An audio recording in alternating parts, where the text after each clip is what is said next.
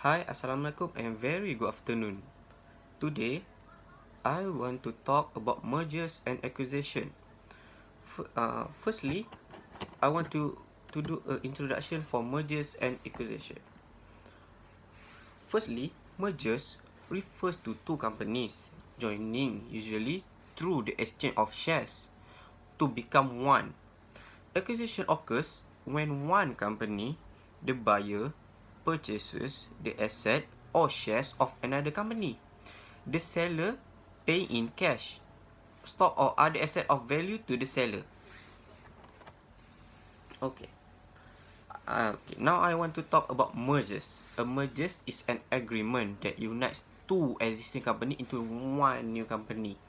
There are several types of mergers and also several reasons why company complete mergers. Mergers and acquisition are commonly done to expand a company reach, expand into new segment, or gain market shares. Okay, now I want to talk about takeover. A takeover occurs when one company make a successful bid to assume control of or acquire another. Takeover can be done by purchasing a majority stake in the target firm. Takeover are also commonly done through the mergers and acquisition process. Okay, now I want to talk about acquisition. An acquisition is when one company purchases most or all of another company's shares to gain control of that company. Purchasing more than 50% of a target firm's stock and other asset allows the acquirer to make decision about the newly acquired asset without the approval of the company other shareholder. Okay. Now I want to talk about type of acquisition. There are four types of acquisition. Firstly is horizontal acquisition. Secondly is a vertical acquisition. Thirdly, a conglomerate acquisition. Fourthly is conglomerate acquisition. In horizontal acquisition, competition is the most important thing to consider when creating every business formula in the market. If the company want to succeed in the market, it must actively aim to increase its market share. In the industry, a competitor is an organization that is growing at the same stage of development, capacity, and serving the same class of customer. To cover the market, either party will have to provide higher quality goods or try to remove the competition. By purchasing the competitor, competition can be easily avoided. Okay, now I want to talk about vertical acquisition. When a company buys another company in a particular section of the supply chain for the goods or services they offer, this is known as a vertical acquisition. This is just another creative way for business to increase their productivity. Okay. Thirdly is conglomerate acquisition. In a conglomerate acquisition, a purchasing company aims to gain ownership of a target company in a separate market, resulting in the formation of a conglomerate. In order to diversify risk, parent companies can purchase several smaller business. Acquired business continue to operate independently, but the parent company reaps the benefit of reduced exposure and therefore risk in any given market or industry. Okay. Lastly is conglomerate acquisition.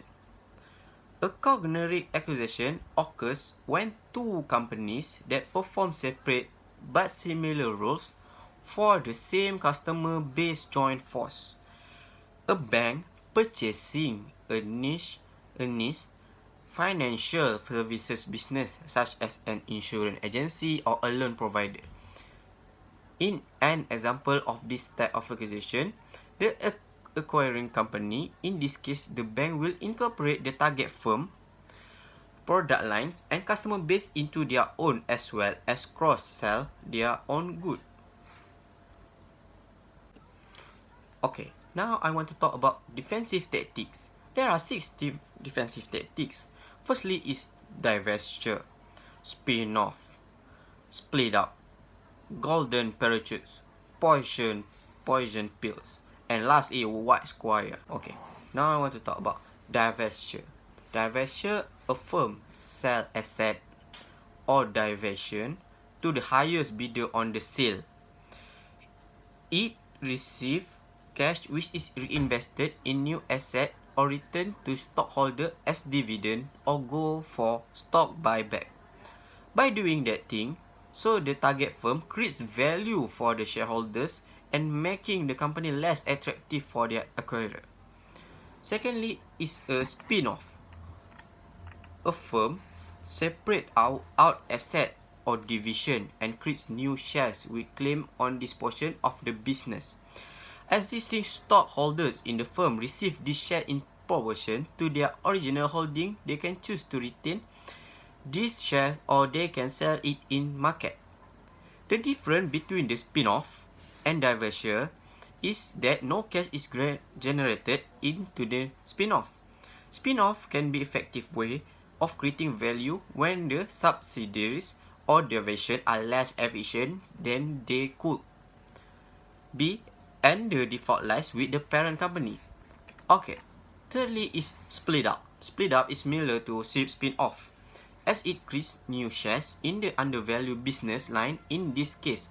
However, the existing stockholders are given the option to exchange their parent company stock for these new shares, which change the proportional ownership in the new structure, making it difficult for an acquirer.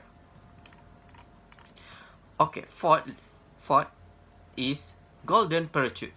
Target firm make the large payment to the manager of firm. If it acquired, which will lead to cash drain from this payment. It will render the acquisition or merger in fact feasible, which is if acquirers will leave the acquirer with huge debt level. Okay. Fifth is poison pills. In poison pill, which occasionally really do amount committing economic suicide to avoid a takeover are such tactics as borrowing on term that require immediate repayment of all loan if firm is acquired. Alright, a right to buy shares in the merged firm at a bargain price. The right is granted to the target firm shareholders contingent on another firm acquired control. The right dilutes the stock so much that the bidding firm loses money on its shares. Thus, wealth is transferred from bidder to the target. Okay, lastly is white square. In white square, an individual or a company who is friendly to the current management is asked to buy enough of the target firm to buy a hostile takeover, making it almost impossible for the acquirer. Other methods include trying to convince the target firm shareholder that the price offered is too low. That's all from me. Thank you.